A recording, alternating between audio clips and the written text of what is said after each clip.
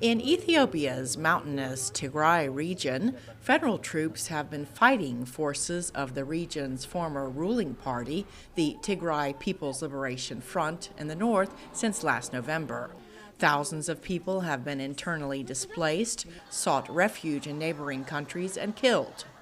A recent Amnesty International report concluded that Eritrean soldiers killed hundreds of civilians in Ethiopia's ancient town of Axum in November in what the rights group called a massacre.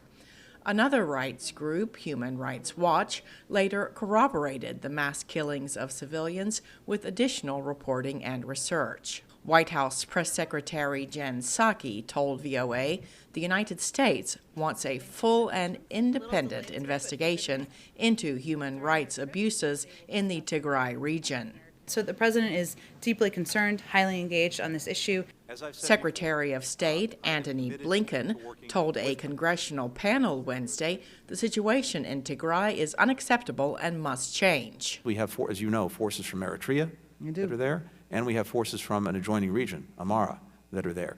They need to come out, and a force that will not abuse the human rights of the people of Tigray or commit acts of ethnic cleansing, which we've seen in western Tigray, that has to stop. The United Nations says 3 million Tigrayans are now dependent on food assistance because the conflict interrupted the harvest.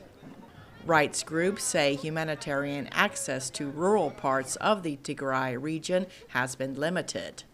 But the Ethiopian government argues that access is a sovereignty and a security issue, and UN teams are not free to go wherever they please. This country is not no man's land. It has a government. It only has difficulty in the north. So they were told in some of areas they were not supposed to move. But they indulged themselves to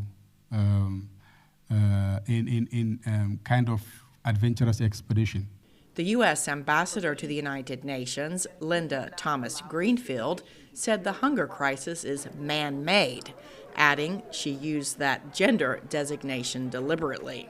We call on all sides, and I stress all sides, to stop the fighting and allow this man-made humanitarian situation to be addressed. Secretary Blinken said Ethiopia's Prime Minister Abiy Ahmed was an inspiring leader who was awarded the Nobel Peace Prize. But now he needs to step up to make sure his own people who are suffering are getting the protection they need and deserve. Cindy Sain, VOA News, Washington.